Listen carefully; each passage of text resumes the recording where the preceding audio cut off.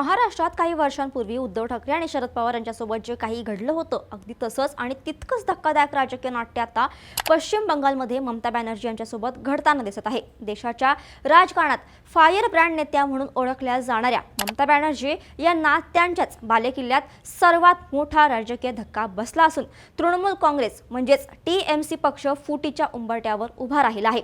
नुकत्याच झालेल्या पश्चिम बंगाल विधानसभा निवडणुकीत दारुण पराभव झाल्यानंतर सत्तेतून पायउतार झालेल्या ममता बॅनर्जी यांच्या पक्षात अंतर्गत कलह एवढ्या टोकाला गेला आहे की थेट महाराष्ट्र मॉडेलची पुनरावृत्ती आता बंगालमध्ये पाहायला मिळत आहे। अवघ्या काही दिवसांपूर्वी पक्षातून हकालपट्टी करण्यात आलेले प्रथमच आमदार झालेले रितब्रता बॅनर्जी यांनी तब्बल 58 बंडखोर आमदारांना सोबत घेऊन ममता बॅनर्जी यांच्या विरोधात उघड बंड पुकारला आहे।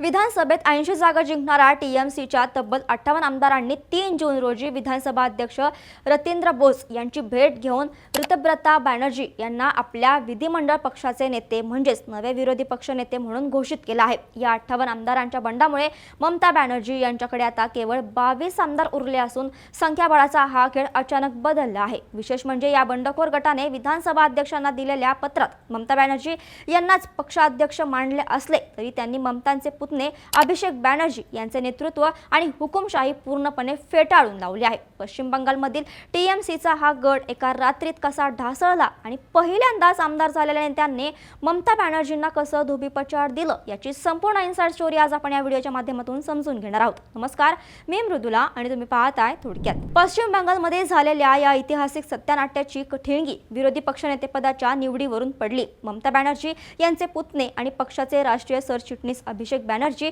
यांच्या लेटर हेडवरून विधानसभा अध्यक्षांना एक पत्र पाठवण्यात आलं होतं, ज्यामध्ये शोभनदेव चट्टोपाध्याय यांची विरोधी पक्षनेते म्हणून शिफारस करण्यात आली होती। मात्र या पत्रावर आपली असाइन केलेली स्वाक्षरी बनावट असल्याचा गंभीर आरोप आमदार संदीपान सहा यांनी रितब्रता बॅनर्जी यांना केला। त्यांनी थेट विधानसभा सचिवालयाकडे याबाबत लेखी तक्रार केली। आपल्याच पक्षाने आमदारांच्या बनावट सह्या करून पत्र पाठवल्याचा हा प्रकार समोर येताच खळबळ उडाली। या तक्रारीमुळे संतापलेल्या ममता बॅनर्जी यांनी कोणतीही चौकशी न करता तातडीने संदीपान सहा आणि रितब्रता बॅनर्जी यांची पक्षातून हकालपट्टी केली। पण ममतांचा हाच निर्णय त्यांच्या अंगलट आला आणि बंडाचा वणवा पेटला। पक्षातून हकालपट्टी होताच रितब्रता बॅनर्जी आणि संदीपान सहा यांनी शांत न बसता थेट कोलकाता येथील आमदार निवासात मुक्काम ठोकला आणि असंतुष्टात आमदारांची जुळवाजुळव सुरू केली। ममता बॅनर्जी यांनी रविवारी दुपारी 3 वाजता कालीघाट येथील आपल्या निवासस्थानी आमदारांची महत्त्वाची बैठक बोलवली होती। मात्र पक्षातील अंतर्गत नाराजी एवढी वाढली होती की 80 पैकी चक्क 60 आमदारांनी या बैठकीला दांडी मारली। केवळ 20 आमदार या बैठकीला उपस्थित राहिले। जरी पक्षाचे प्रवक्ते कुणाल घोष यांनी आमदारांच्या अनुपस्थितीचे समर्थन करत ते आंदोलनाच्या तयारीत व्यस्त असल्याचा दावा केला असला तरी पडद्यामागे बंडाची स्क्रिप्ट पूर्णपणे लिहिली गेली होती। मंगळवारी ममतांच्या नेतृत्वाखाली झालेल्या रॅलीतही केवळ 8 आमदार आणि 6 खासदार उपस्थित राहिल्याने ही नाराजी चव्हाट्यावर आली होती। अखेर 3 जून रोजी या बंडावर अधिकृत शिक्कामोर्तब झाला। रितब्रता बॅनर्जी 59 आमदारांच्या सहाय्यांचे पत्र घेऊन विधानसभा अध्यक्षांसमोर हजर झाले। विधानसभा अध्यक्षांनीही कायदेशीर बाबी तपासून रितब्रता बॅनर्जी यांना विरोधी पक्षनेते म्हणून मान्यता दिली, जो ममता बॅनर्जी यांच्यासाठी खूप मोठा राजकीय पराभव मानला जात आहे। या बंडखोर गटाने केवळ नेत्याचीच निवड केली नाही तर आपला स्वतंत्र व्हीप आणि उपनेतेही जाहीर केले आहेत। जावेद खान, संदीपान सहा आणि सिउली सहा यांची उपनेतेपदी तर अक्रुझमान यांची मुख्य प्रदोत म्हणून नियुक्ती करण्यात आली आहे। या आमदारांचे म्हणणे आहे की ममता बॅनर्जी यांच्या विरोधात नाही, पण पक्षातील घराणेशाही आणि अभिषेक बॅनर्जी यांच्या हुकुमशाही निर्णयांना त्यांचा तीव्र विरोध आहे। आता सर्वात मोठा प्रश्न हा पडतो की अवघ्या 8 वर्षांपूर्वी कम्युनिटी पक्षातून हकालपट्टी झाल्यानंतर टीएमसी मध्ये आलेल्या आणि पहिल्यांदाच आमदार झालेल्या रितब्रता बॅनर्जी यांनी एवढं मोठं बंड कसं घडून आणलं। रितब्रता बॅनर्जी हे काही महाराष्ट्रातील एकनाथ शिंदे किंवा अजित पवार यांच्यासारखे मास लीडर किंवा गॉडफादर नाहीत, तरीही 60 आमदार त्यांच्या मागे कसे उभे राहिले? राजकीय विश्लेषकांच्या मते याचं मुख्य कारण म्हणजे टीएमसी या पक्षाची रचना आणि विचारसरणीचा अभाव। शिवसेना किंवा राष्ट्रवादी काँग्रेस हे पक्ष एका विशिष्ट विचारसरणीतून आणि कार्यकर्त्यांच्या निष्ठेतून उभे राहिले होते, त्यामुळे तिथे फूट पडायला अनेक वर्ष लागली। मात्र टीएमसीची स्थापना ममता बॅनर्जी यांनी काँग्रेसमधून बाहेर पडून केली होती। हा पक्ष कोणत्याही एका ठोस राजकीय विचारसरणीभोवती नाही तर केवळ सत्तेच्या प्रभावीभोवती एकत्र आलेला पक्ष आहे।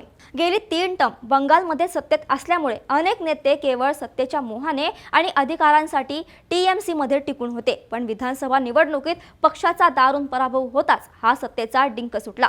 भाजपचे राष्ट्रीय प्रवक्ते RP सिंग यांनी म्हटल्याप्रमाणे भ्रष्टाचार आणि सत्ता हाच टीएमसीला एकत्र ठेवणारा एकमेव दुवा होता आणि सत्ता जाताच हा दुवा कमकुवत झाला. त्यातच भर पडली ती अभिषेक बॅनर्जी यांच्या कार्यपद्धतीची. IPAC या राजकीय सल्लागार कंपनीच्या मदतीने अभिषेक बॅनर्जी यांनी पक्षातील जुन्या, ज्येष्ठ आणि तळागाळातील नेत्यांना बाजूला सारून स्वतःची हुकुमशाही चालवायला सुरुवात केली होती. अभिषेक बॅनर्जी यांच्याकडे कोणतीही जनमानसाची पकड किंवा विश्वासार्हता नसतानाही त्यांना दिली जाणारी अवाजवी सत्ता पक्षातील आमदारांना खटकत होती. निवडणुकीतील पराभवानंतर या रागाचा स्फोट झाला.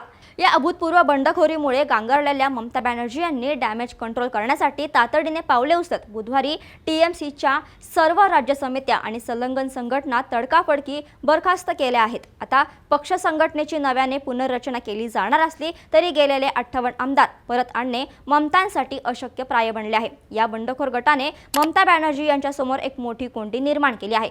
बंडखोरांनी ममतांना पक्षनेते मानले आहे, पण अभिषेक बॅनर्जींना नाकारले आहे. म्हणजेच आता ममता बॅनर्जी यांना स्वतःचा पुतण्या अभिषेक बॅनर्जी की पक्षाचे 58 आमदार यापैकी एकाची निवड करावी लागणार आहे.